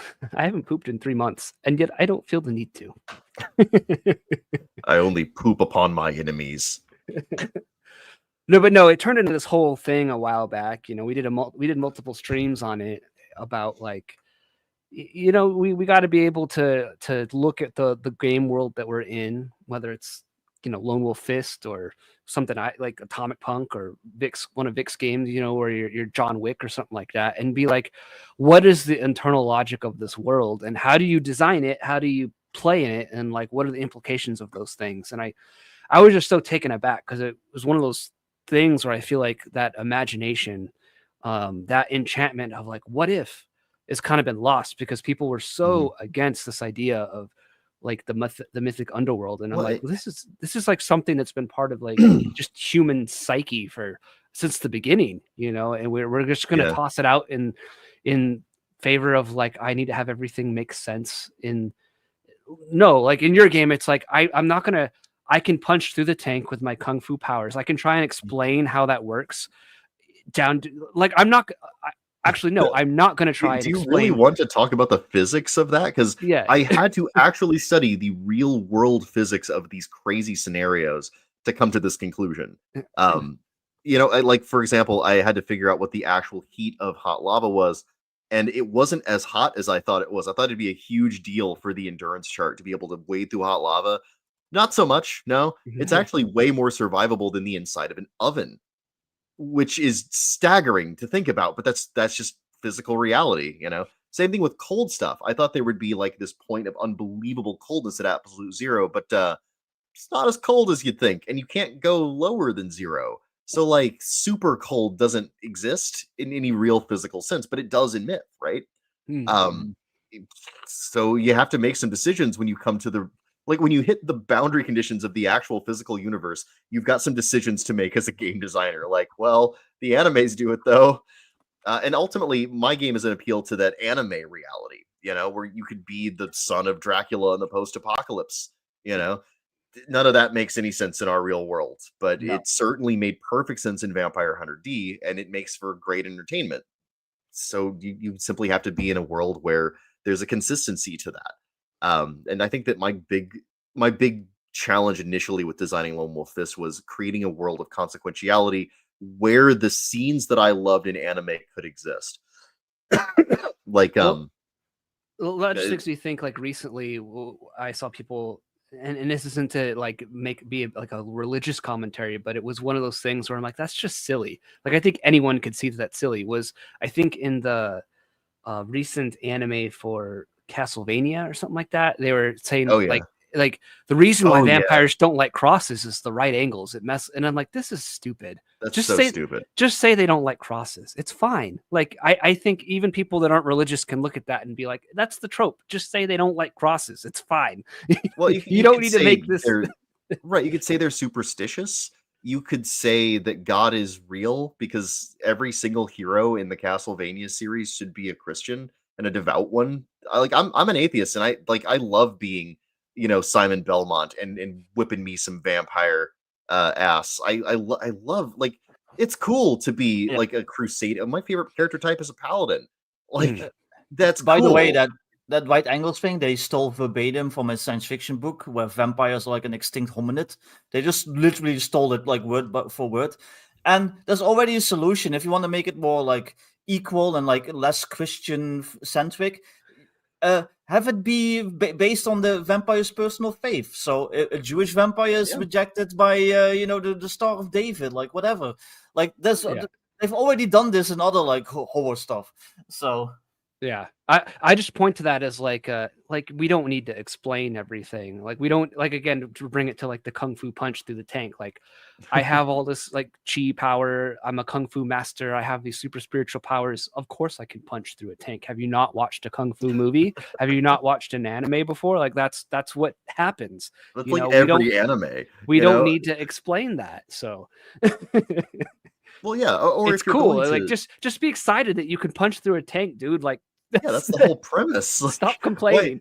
I would be stunned if someone picked up my game and they're like, "You couldn't really punch through a tank." I'd just be like, "What? Why did you give me money?" Like, I'm not complaining about the money part, but dude, you're robbing yourself of a really fun time. Like, don't But overthink it. Punch the tank. but I just noticed this like within the TTRPG space of like this over fixation on like that's not possible, that's not realistic. Like armor class is silly because it doesn't take into effect. I'm like, bro, you're fighting like dragons and stuff. Just chill for a bit. Well, I mean, like we know the kind of people that are attracted to the hobby. Like, none of us should be surprised by this. But realism is a false god. Embrace the fantasy and verisimilitude. I think verisimilitude is a great term. Which just means like believability within the context of what you're doing. yeah. But like yeah, I said, people try to abuse that, which is annoying. Yeah. This is modern media doesn't like to portray Christianity in a positive light. I mean, that's true too. That's like, so I think even like non-religious people, they're like, oh, it's the church. Let me guess, they're the bad guys, and it's like, rolling your eyes about it. Yeah, you're like, oh, okay. I mean, that can be historically true, but at the same time, like, I'm so tired of seeing this. So, well, even if you want to have like a different explanation for it, don't just steal it from like a famous science fiction book. yeah. Yeah, no, at least innovate your own kind of formless atheism like I did, jerks. Yeah, I don't know. It'd be like someone complaining about like Buddhist mythology in my game. It's like, understand that's like the underlying mythology that makes the kung fu genre work, right? It's all the chi, all the superhuman stuff. Like it's Taoism, it's Buddhism, like at the core, and like the ethical philosophy is that too. So I don't know. No one portrays Buddhists as the bad guys. It's weird. Of course, they're not. That's the one true faith, just in case anyone was wondering. Well, I mean, Vic is agnostic. I'm Orthodox Christian, so whatever. You notice how we get along a lot, even though we have different ideas about things.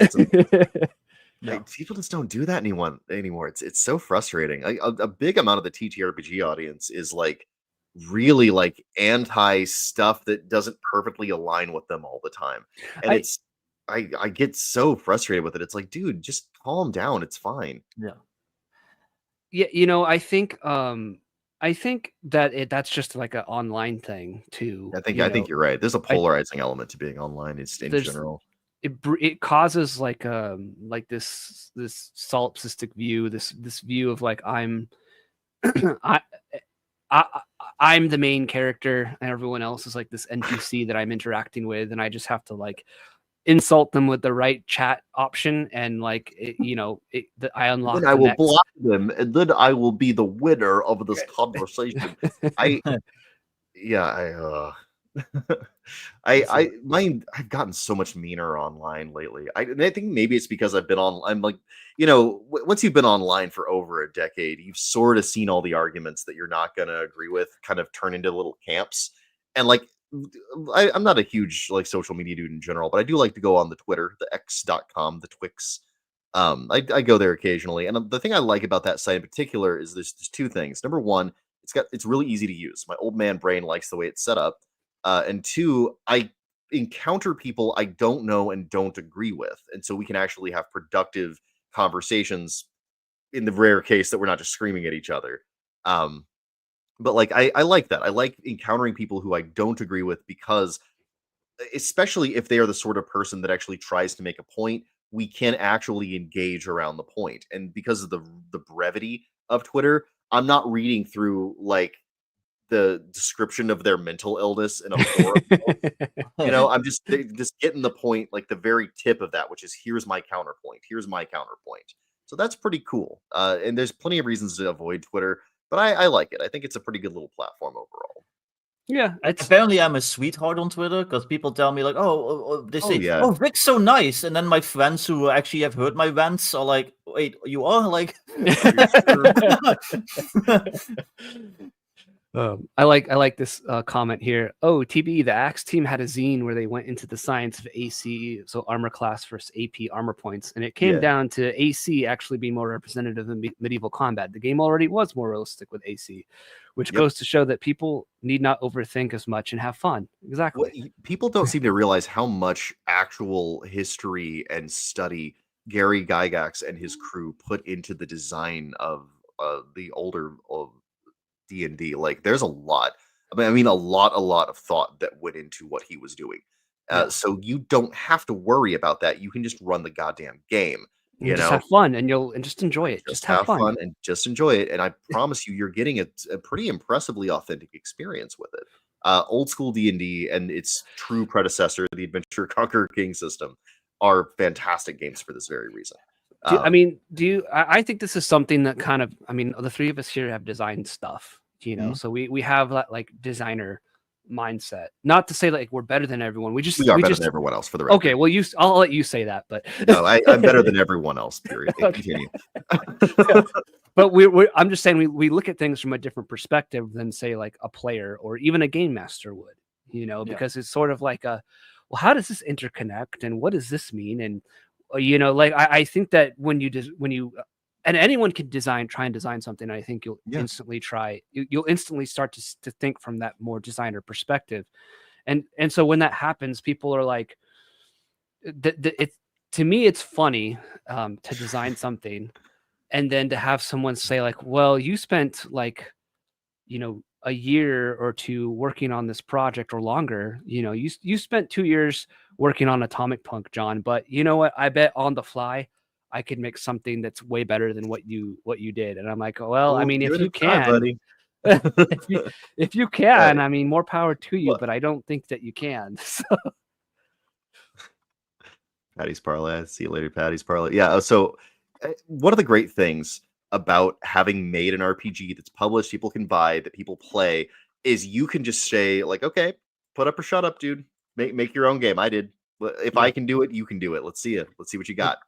So many people get hung up in the like just you realize how hard it is, when you start trying to do it, because when I made Cow Punchers, I ran into a lot of problems, and I'm not going to say Cow Punchers is like this perfect system. There's flaws in it. There's problems. There's mistakes. There's things that don't work, that are broken. Hey, look, man. Even the Diamond Sutras have a single scroll which is like ruined beyond repair. Like there is no perfection in the mortal realm. Sorry, folks. Yeah, but it's like you do start to gain respect for other designers, even if what they made doesn't suit your tastes, and you're even kind of like critical of what they make.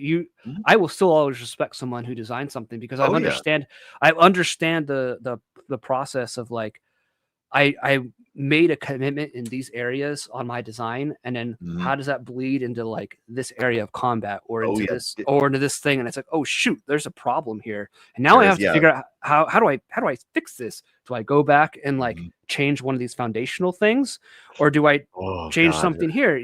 Like I don't think many players and many game masters and many people that are just they're so opinionated online, I don't think they see that perspective. So I'm not saying this as like an elitist perspective, just like from if you've not really actually thought about this, like a lot of your criticism kind of shifts when you do, I think. Yeah. You talk about design commitment. Oh man, dude, almost no one, like that is the filter for being a game designer. Because you'll commit to ideas early in the design, and then you'll get later on in it hundreds of words, and you'll be like, oh no, there's a problem. I absolutely don't want to be a consequence of this design, and here it is. And Mhm. do I go? But am I going to throw away literal years of my life and start from scratch? And you have to have the fortitude, the discipline of not starting up, but starting again. Go and play Bennett Foddy's Getting Over It. That will teach you the true zen of making something all the way to But completion. sometimes you also just have to abandon perfection, and it's like, okay, so Mhm. I discovered this like horrible exploit that the player could use to like suddenly like nuke a city with like a single punch or whatever. But like there's no real way to fix it. You're just gonna have to trust on the fact that the DM is gonna say no when the player tries to do this, even though it's within the rules technically, and just not even try to fucking change your whole game just to fix this one issue. Oh Yeah, yeah, 'cause that's brilliant. Abandon perfection, dude. Like Mhm. you've nailed it. Absolutely nailed it. Yeah. You're not going to get there. You've got And to it helps realize, when like when you're first starting out as like an indie creator, you chase that perfection because you want to be yeah, on the same level as the greats, like all the games, all the people that everyone talks about. But then when you start reading those games, kind of, and also with an eye for like game design, if you like start reading those like famous, like really popular games, you start noticing stuff that they messed up. And that mhm. always makes me feel better. It's like, oh, okay, well, they weren't perfect either, so I don't have to. No, not at all. Yeah, Yeah, again, abandon perfection. You will never ever release anything if you don't abandon perfection. yeah, That's a brilliant exactly. insight. I got to give you more compliments, Vic. I complimented expert too much. I got to balance my chi here, or else I'm gonna have a chi imbalance. Nobody wants that. I Yeah. wanted to get back to this comment too. Sorry, Benjathan, I meant to respond Yeah. to this. If you do have an idea and you want to send it to me, that's fine. I'll let you know if I'm interested in it or not. If not, I can definitely point you towards other people or help you figure it out yourself if you're Yeah, interested or in that. resources to realize it. Like Affinity's Yeah. having a sale right now. It's my layout program. Like go Yep. buy Affinity stuff, make your own stuff. Yeah. It's not as hard as you'd think. It's just a Yeah. learning curve. I still don't know all the ins and outs of Affinity, and I do okay. So Yeah.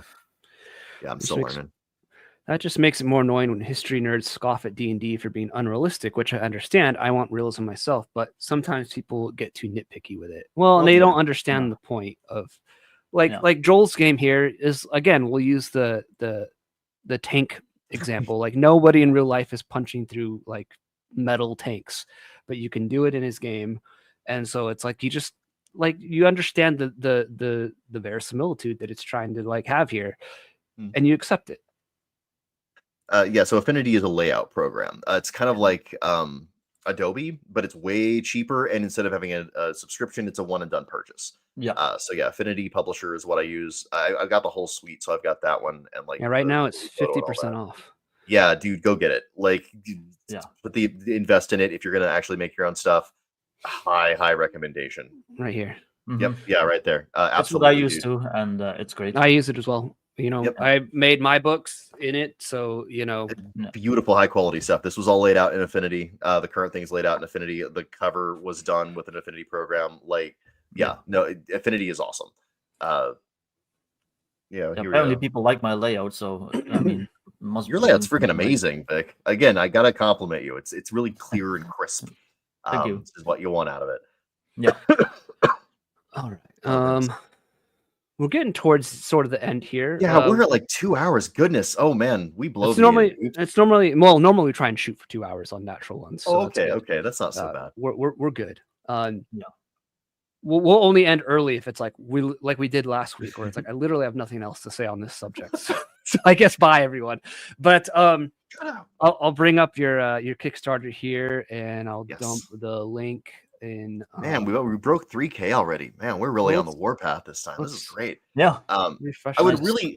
I would love to be able to get to 10K with this. I don't know if we're gonna get there. If I get to 10K though, I can also go back into the core book because I can go down to part-time in my job for a little while. And I can start digging into like doing a 1.5 version of that because there's a few parts of my rule book, and I'm sure you've read it, where it's like the wording's a little cloudy. Those all have specific structured things I want to happen there, but this is my first game, and this was Yeah. like I was several drafts in at this point and losing a lot of sleep.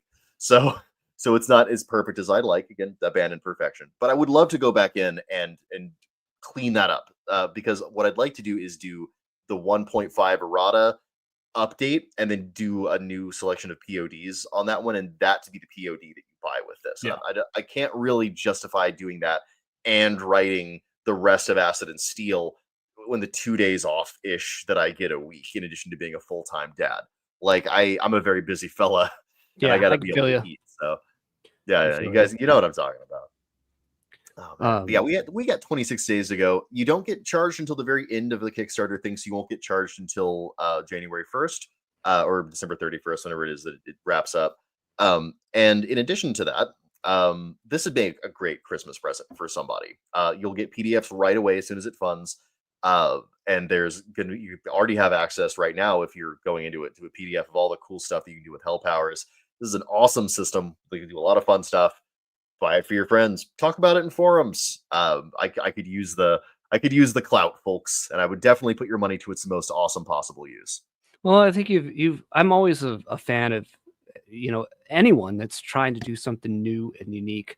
And that's one thing that I kind of want to focus a bit more on my channel as well. Like next week, I have a video talking about the dice pool system in Lex Arcana, because it's one of the most unique dice pool systems I've ever seen. Supporters of the channel have already seen it. You guys already have access to it, but it's just a quick little video, and I want to start highlighting things like that too. And so, I fully support you, Joel, and having a game that's just not like roll a d20, you dummy.